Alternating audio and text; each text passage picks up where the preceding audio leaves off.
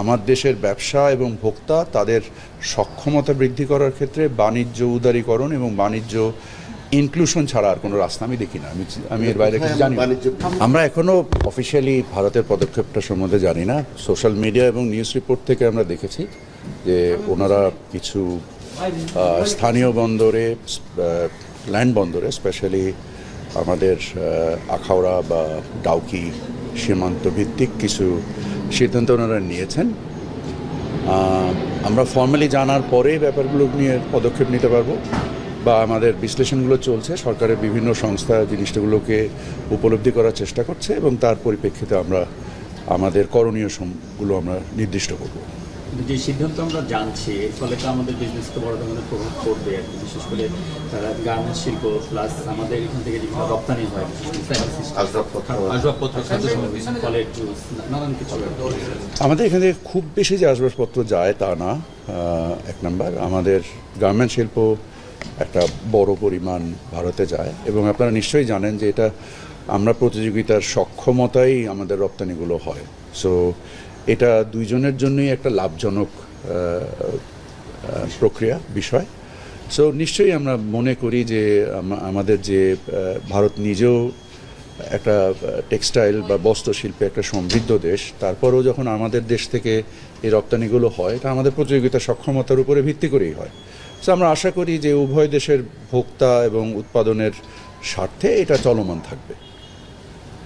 এর আগেও তো ট্রান্সজেন্ডারের বিষয়টাও তারা একটা নিষেধাজ্ঞা দিয়েছে আর কি, সেটা এখনো বলবৎ হচ্ছে, তো ওটারও তো প্রভাব আছে। ফলে এই যে দুইটা ঘটনা আর কি তারা এটা করছে, এটা কেন করছে বলে আপনি মনে করেন?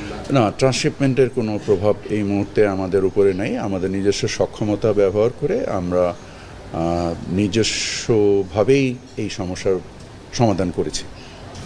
আপনার কি মনে হয় যে ভারতীয় ব্যবসায়ীরাও এতে ক্ষতিগ্রস্ত হতে পারে? নিশ্চয়ই, কারণ এটা তো প্রতিযোগিতার সক্ষমতার বিষয়। আর বিভিন্ন সময় আপনারা নিশ্চয়ই দেখেছেন যে আমাদের যেহেতু আমরা ভৌগোলিকভাবে একটা কানেক্টেড দুটো দেশ, সো আমাদের প্রতিযোগিতার সক্ষমতা অবশ্যই আমাদের পরিবহন ব্যয় বা অন্য অন্য জিনিস দিয়েও নির্দিষ্ট হয়। তো সেক্ষেত্রে আমাদের যে বিভিন্ন সময় আমরাও আমাদের কৃষিপণ্য উৎপাদন এবং ভোগের উপরে নির্ভর করে আমদানিতে বিভিন্ন রকমের বিধিনিষেধ আরোপ করি, ভারতও করে।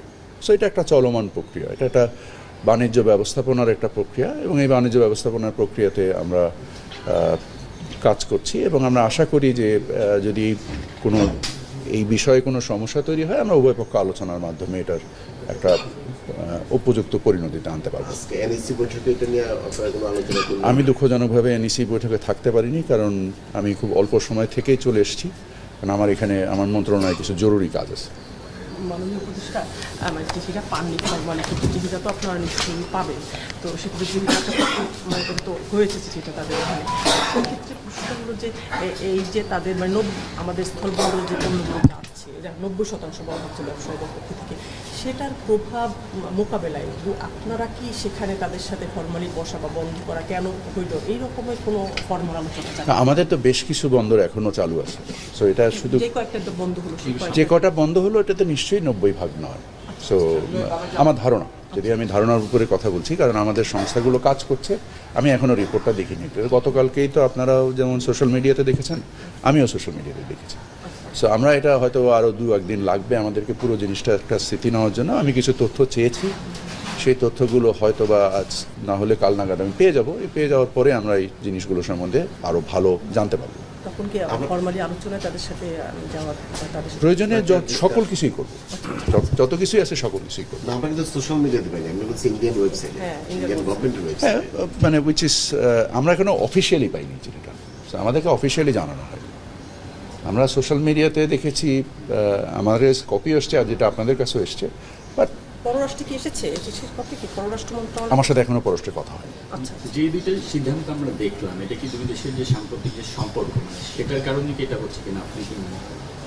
আমার কাছ তো বাণিজ্য, সো আমি বাণিজ্য নির্দিষ্ট বিষয়ে সীমাবদ্ধ থাকতে চাই। আমি সবসময় যেটা বলে এসেছি, আমি উদার বাণিজ্যে বিশ্বাসী একজন মানুষ। আমার কাছে বাণিজ্য যে ইনক্লুশন সেটাই মূল ইম্পর্ট্যান্ট, বিকজ আমার দেশের ব্যবসা এবং ভোক্তা তাদের সক্ষমতা বৃদ্ধি করার ক্ষেত্রে বাণিজ্য উদারীকরণ এবং বাণিজ্য ইনক্লুশন ছাড়া আর কোনো রাস্তা আমি দেখি না। আমি এর বাইরে কিছু জানি না। বাণিজ্য বৃদ্ধি করবো, দ্বিপক্ষীয় সম্পর্কে উন্নয়ন করবো, অবশ্যই করতে চাই। সেক্ষেত্রে উল্টা কাজ হচ্ছে এখন। আমরা এই জিনিসগুলোই আলোচনায় নিয়ে আসবো এবং আপনারা নিশ্চয়ই জানেন যে ভারতের সাথে আমাদের যে বাণিজ্য সেটা ভারতের দিকেই মানে অধিক ভারী। সো আমরা নিশ্চয়ই আমাদের এই অবস্থানগুলোকে সঠিকভাবে তুলে ধরবো এবং আশা করি আমরা আমাদের এই সমস্যার সমাধান করতে পারবো। মাননীয় উপদেষ্টা, আপনি তো এক্সট্রিম লেভেলের বাণিজ্য এক্সপার্ট একজন মানুষ, নিজেও বা পার্সোনাল।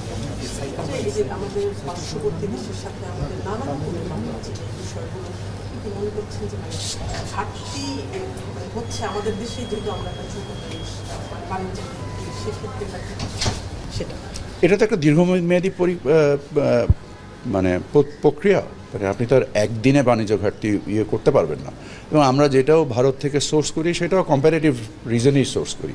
ভারতও আমাদের কাছ থেকে যেটা সোর্স করে সেটাও কম্প্যারেটিভ রিজনসে সোর্স করে। সো ন্যাচারাল ট্রেড শুড মানে flow, that's the whole idea. এবং আমরা আমাদের বৈচিত্র্যকরণের মাধ্যমে এবং আমরা আমাদের প্রতিযোগিতা সক্ষমতার মাধ্যমে আমরা আমাদের বাণিজ্য বৃদ্ধি ঘটাবো।